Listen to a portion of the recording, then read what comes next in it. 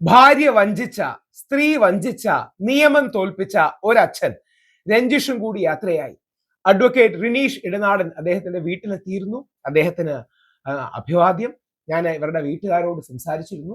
സ്വന്തം മകൻ വേർപിരിഞ്ഞത് താങ്ങാനാവാതെ ചില വൃത്തികെട്ട സന്ദേശങ്ങളടക്കം ഭാര്യയുടെ ചില ആൾക്കാർ ഇദ്ദേഹത്തിന് അയച്ചു കൊടുക്കുകയും മറ്റും ചെയ്തപ്പോൾ അത് താങ്ങാനാകാതെ ഈ മനുഷ്യൻ നമ്മളെ വിട്ടുപിരിഞ്ഞു.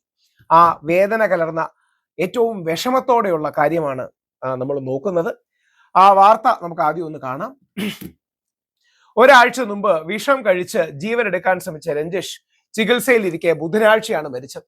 മകൻ പിരിഞ്ഞതിന്റെ വേദന താങ്ങാനാകാതെ രഞ്ജിഷ് ജീവനൊടുക്കി. കണ്ണീരൻ അണിഞ്ഞ് ഉറ്റവർ. ബസ് കണ്ടക്ടറാണ് രഞ്ജിഷ്.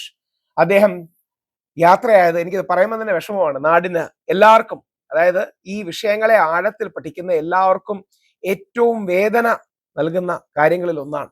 നമ്മുടെ അഡ്വക്കേറ്റ് റിനേഷ്, നമ്മുടെ മിഷൻ മെൻസ് കമ്മീഷനൊക്കെ ഞങ്ങളെ ഒരുപാട് സഹായിക്കുന്ന അദ്ദേഹം അവിടെ എത്തുകയുണ്ടായി. അദ്ദേഹത്തിന്റെ ആ വീഡിയോ കൂടെ അഡ്വക്കേറ്റ് റിനേഷ് അടുത്താളനാണ്. ഞാൻ ഇപ്പോൾ ഇടുക്കി കുമിളിയിലേക്കുള്ള യാത്രയിലാണ്. ഇന്നലെ എന്റെ ഇൻസ്റ്റാഗ്രാം പോസ്റ്റിൽ ഞാൻ രഞ്ജീഷിനായി വരും, അവനായി സംസാരിക്കും, അവന്റെ നീതിക്കായി ഞാൻ അവരുടെ കുടുംബാംഗങ്ങളായിട്ട് സംസാരിച്ച് നിയമയുദ്ധം ആരംഭിക്കാനായിട്ട് ഞാൻ വരുമെന്ന് ഇൻസ്റ്റാഗ്രാമിൽ ഒരു പോസ്റ്റ് ഇട്ടായിരുന്നു. വളരെ പോസിറ്റീവാണ്. ഇടുക്കി അവന്റെ വീട്ടിലേക്ക് കുമിളിയിലേക്കുള്ള എനിക്ക് എത്ര ഒന്നുണ്ടായിരുന്നു, ഞാൻ കേരളത്തിൽ ഇല്ലായിരുന്നു. ഞാൻ അദ്ദേഹത്തെ വിളിച്ചു. പോസ്റ്റ് ഇട്ടപ്പോൾ ഏകദേശം 5 ലക്ഷത്തിലധികം ആളുകളാണ് ഇത് വ്യൂ ചെയ്തത്. ഇന്ന് ഒരുപാട് മലയാളികൾ തിരിച്ചറിയും. വളരെയധികം സന്തോഷമായി. എല്ലാവരും ആ രഞ്ജീഷിന്റെ ജസ്റ്റിസിനായി, രഞ്ജീഷിന്റെ നീതിക്കായി പൊരുതണമെന്നും അവരുടെ എല്ലാം സപ്പോർട്ട് രഞ്ജീഷിന് വേണ്ടി ഉണ്ടെന്നും ഈ കമന്റിലൂടെ ഒരുപാട് ആളുകൾ സപ്പോർട്ട് അറിയിച്ചിട്ടുണ്ട്. അപ്പോ അതുകൊണ്ട് ആ സപ്പോർട്ട് അറിയിച്ച എല്ലാവർക്കും എന്റെ നന്ദി. നമ്മൾ ഒരുമിച്ച് നിന്നാൽ മാത്രമേ ഇങ്ങനെയുള്ള കാര്യങ്ങൾ നമുക്ക് നീതി ലഭിക്കുകയുള്ളൂ. ഞാൻ ഒറ്റയ്ക്ക് പോരാടിയാൽ ആണുങ്ങൾ ഒരുമിച്ച് നിന്ന് പോരാടണം. പക്ഷെ എല്ലാവരും ഒരുമിച്ച് നിന്നാൽ ഇങ്ങനെയുള്ള കാര്യങ്ങൾ, അതായത് സ്വന്തം ഭാര്യയുടെ ചതിയിൽ കുട്ടിയെ വേർപ്പെടുത്തിയതിലുള്ള ദുഃഖഭാരത്തിൽ രഞ്ജീഷ് നമ്മളെ വിട്ടുപോയി. എന്റെ രഞ്ജീഷ് ഇപ്പൊ ആദ്യം എനിക്കറിയാത്ത ഒരാളാണ്. ഇപ്പോൾ കേരളത്തിന്റെ മൊത്തമാണ് രഞ്ജീഷ്. നമ്മുടെ എല്ലാ സഹോദരനാണ് രഞ്ജീഷ്.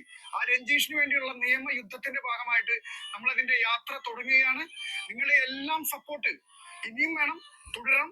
സപ്പോർട്ട് ഉണ്ടെങ്കിൽ മാത്രമേ നിയമയുദ്ധത്തിൽ ജയിക്കാൻ പറ്റുള്ളൂ. ഇങ്ങനെയുള്ള വഞ്ചന കുറ്റത്തിൽപ്പെട്ട്, അതായത് സ്വന്തം ഭാര്യയാൽ വഞ്ചിക്കപ്പെട്ട് കിടക്കുന്ന എന്താ പറയുക, അനവധി പുരുഷന്മാർക്ക് ഒരു നീതി ലഭിക്കണമെങ്കിൽ സംശയമില്ല. അതുകൊണ്ട് ഇനിയും നിങ്ങളുടെ സപ്പോർട്ട് ആവശ്യമുണ്ട്. നമ്മൾ സ്ട്രോങ് ആയി ഫൈറ്റ് ചെയ്യണം. രഞ്ജീഷിനായിട്ടുള്ള സമരത്തിനായിട്ട് ഒരുങ്ങുകയാണ്.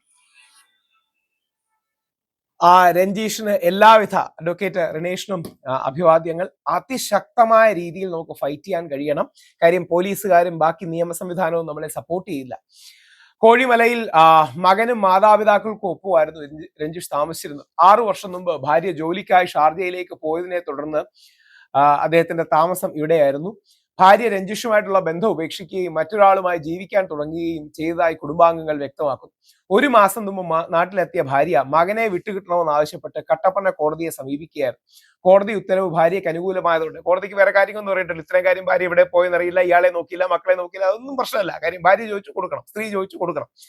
അതുവരെ താൻ നെഞ്ചോട് ചേർത്ത് വളർത്തിയ മകൻ രഞ്ജീഷ് വിട്ടു നൽകേണ്ടി വന്നു. അങ്ങനെ മകൻ കൈവിട്ടു പോയതിന്റെ മാനസിക വിഷമം അദ്ദേഹത്തിന് താങ്ങാൻ കഴിയുന്നില്ലായിരുന്നു.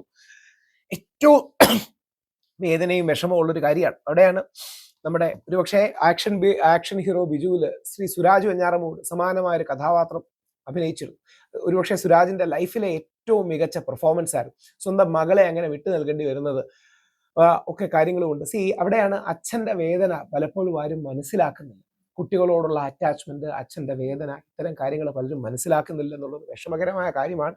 പൂർണ്ണമായും രഞ്ജീഷിനൊപ്പം നമ്മൾ ഉണ്ടാകണം. അഡ്വക്കേറ്റ് റിനേഷിന് എല്ലാവിധ അഭിവാദ്യങ്ങളും. അവരുടെ വീട്ടുകാരോട് സംസാരിച്ചിരുന്നു. ഇതിനുവേണ്ടി നമ്മളാൽ കഴിയുന്ന രീതിയിൽ ഫൈറ്റ് ചെയ്യണം, അവയർനെസ് ഉണ്ടാക്കണം. ഇല്ലെങ്കിൽ ഈ നാട്ടിൽ ആണുങ്ങൾക്ക് ജീവിക്കാൻ കഴിയാത്ത ദുരവസ്ഥ ഉണ്ടാകും. അതുണ്ടാകരുത്. അതുകൊണ്ട് അതിശക്തമായി പോരാടി നമുക്ക് മുമ്പോട്ട് പോകാൻ കഴിയണം. നിയമം തോൽപ്പിച്ചൊരച്ഛനാണ് നമ്മൾ. സമൂഹം നീതിക്കായി നിന്ന് അദ്ദേഹത്തിന്റെ വിജയത്തിന് വേണ്ടി മരണാനന്തരമെങ്കിലും അദ്ദേഹത്തിന് നീതി കിട്ടാൻ വേണ്ടി എല്ലാവിധ കാര്യങ്ങളും ചെയ്യണം. ഞാനിപ്പോ യാത്രയിലാണ്. ചണ്ഡീഗഡിലോട്ടും ബോംബെയിലോട്ടും പോവാണ്. തിരിച്ചു വന്നവരുടെ വീട്ടിലും എന്തായാലും പോകുന്നതായിരിക്കും.